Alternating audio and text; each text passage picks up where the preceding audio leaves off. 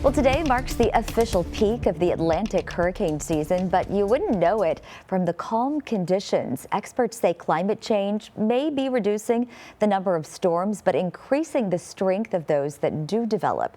Now take a look at this morning's map of the ocean, and what do you see? Not a single storm brewing. Normally, we would have about 8 named storms and 3 major hurricanes by now, but we've only had 6 named storms and 1 hurricane.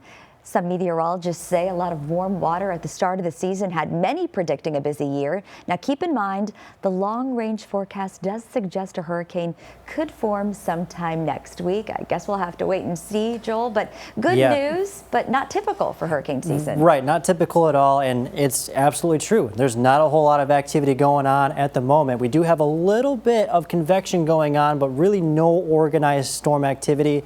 So what's going on?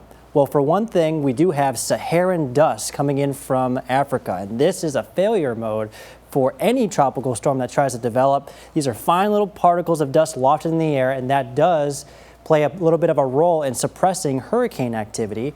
On top of that, we have some patches of moisture in the air, which is really good for the development of tropical storms. But again, it's very patchy. There's not a whole lot of areas to really take advantage of. And those areas that have that moisture have wind shear. And wind shear is not good for tropical storm activity. That's that change of wind with height. And the more change there is, the worse the wind shear is, and the more likely that we will not see any tropical storm activity, because basically wind shear, we have that change, it's going to shred it apart basically. So we have all of that in place, so therefore we're not seeing a whole lot of tropical storm activity at this time. But we are going to continue to track the tropics as we continue into the rest of the hurricane season.